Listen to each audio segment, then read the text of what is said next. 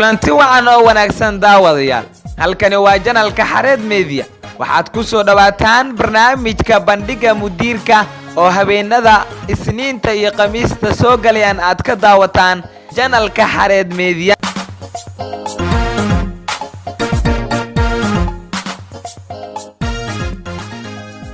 daawadayaal waa habeenimo khamiis soo galayso taariikhduna ay ku beegan tahay 8 bisha afraad ee Abriil sanadka 2020 qodobada aad ku daawa doontaan barnaamijka bandhiga mudiirka waxa kamid ah hooyo uu ku dhacay coronavirus oo dhashay gabar caafimaad qabta kadib dhibaato ayaa qabsatay warbixintaas oo dhameystiranna waan idin soo gudbin doonaa daawadayaal sidoo kale waxaan idin haynaa daawadayaal lamaane dalka Hindiya u dhashay oo covid iyo corona u bixiyey mataano dhawaan u dhashay sidoo kale daawadayaal waxaan idin haynaa sheeko jacayl oo 50 sano jir ah oo coronavirus uu ku soo gabagabeeyay ama uu ku soo afmeeray 6 daqiiqo oo qura intaasi daawadayaal waa qodobada aan ku qaadaa dhigi doona barnaamijkeena fadlan daawada haddii aad nagu cusub tahay ku soo biir asxaabta nala jaan qaado oo subscribe saar channelka gambalelkana furo muuqaalkana like saar lana wadaag asxaabtaada si aan u ogaano qodobka ku xiisa geliyay fadlan faalo inooga reeb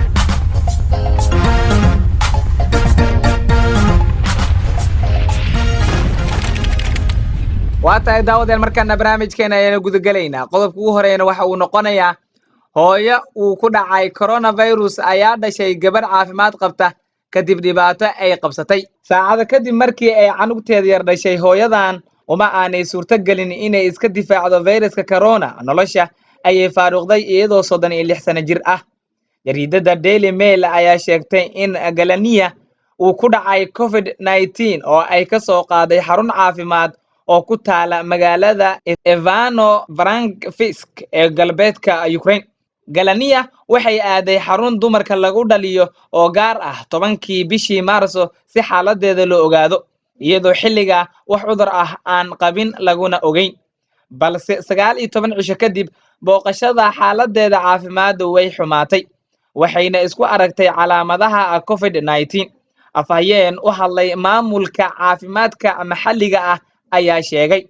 waxa si xoog ah hoos u dhacay heerka oksijiinka dhiigeeda halka heerkulka jirkeeduna uu gaaray 39 darajo waxa uu hadalkiisa ku daray neefsashada ayaa ku adkayd sanbabaduna caabuqa ayaa saameyn ku yeeshay inta kadib baaritaankii aan ku sameynay waxa lagu ogaaday inuu ku dhacay covid-19 habeennimadii 29kii Maars ay ahayd ayay dhashay gabar caafimaad qabta oo miisaankeedu yahay 2.5 kilogram balse markii ay dhashay kadib ayaa xaaladeedu ay sii xumaatay arintaas oo keentay in loo qaado qaybta gurmadka degdega ah waxaana lagu xiray qalabka lagu neefsado balse arintaas waxba uma tarin wayna dhimatay saacad yar kadib dhaqaatiirtu waxay sheegeen in canugta yar ay caafimaad qabto oo aanu virusku ku dhicin balse dhaqaatiirta ayaa si dhow ula socdaan qaraabada Galina waxay eedeyn dusha uga tuureen waxda caafimaadka waxayna sheegeen inaanay u sameyn waxyaabihii lagama maarmaanka ahaa si caabuqa loo xakameeyo arintaas oo keentay in hooyadu ay cudurka qaado una geeriyooto laga soo bilaabo Sabtidii Ukraine waxa laga diiwaangeliyay 200 xaaladood ee qaba viruska corona halka ay u geeriyoodeen covid-19 32 ruux oo sababsaday cudurka waata daawadayaal wili barnaamijka bandhiga mudiirka ayaa daawanaysa markaan qodobkeena kale ayuuna eegayna lamaana dalka Hindiya u dhashay ayaa covid iyo corona u bixiyay mataano dhawaan u dhashay dhibaatada corona ayaa jiha kale lala aaday dalka Hindiya lamaana ay mataano u dhasheen ayaa waxay u kala bixiyeen covid iyo corona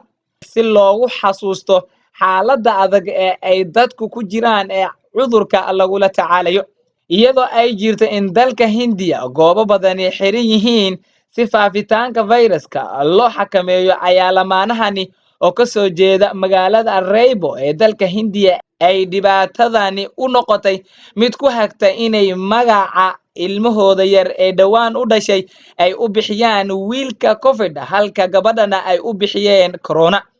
hooyadan oo 27 sano jir ah waxay u sheegtay wakaaladda wararka ee BTI in xilligan lagu jiro ay magacyada ay u bixiyeen caruurtooda balse ay dhici karto inay xilli dambe ay wax ka bedelaan. waxay tiri sida muuqata fayraskani waa mid khatar ah balse faafitaankiisu waxa uu dadka ku baraarujiyay inay nadaafadda ku dadaalaan oo caadooyin wanaagsan ay yeeshaan waana sababta keentay in magacyada lagu fakaro. Hindiya oo ay ku nool yihiin dad ku dhow 1.4 bilyan oo ruux ilaa iyo hadda waxaa caabuqa laga helay 2567 qof oo la hubo inay caabuqa qaadeen halka 72 qofna ay cudurka u geeriyoodeen. waa tahay daawadayaal markaana qodobkeena ugu dambeeya ee barnaamijka bandhiga mudiirka ayaan soo qabanaynaa kaasoo ciwaankiisa laga dhigay sheeko jacayl oo 50 sano jir ah ayaa coronavirus uu ku soo afmeeray 6 daqiiqo oo qura. dad 50 sano dhan isjeclaa ayaa 6 daqiiqo oo qura coronavirus oo noloshooda ku soo afmeeray. aan u guda galnay sheekada hadda. sheeko jacayl oo muddo 50 sano ah jirtay oday Mareykan ah iyo xaaskiisa ayaa maalin wada geeriyoodeen coronavirus. waxay go'aansadeen inay wada noolaadaan ama ay wada geeriyoodaan iyadoo ay jirto intii ay noolaayeen inaanay marnaba kala maqnaanin maalina. nolosha ayayna isku maalin ka faaruqeen. sida ay sheegtay jariidada CNN lamaanahan oo ka soo jeeda gobolka Florida ayaa waxay u geeriyoodeen fayraska corona. bilowgii hore xaaska ayaa u dhimatay lamaankii way u suurtageli weyday inuu nolosha keligii xamilo.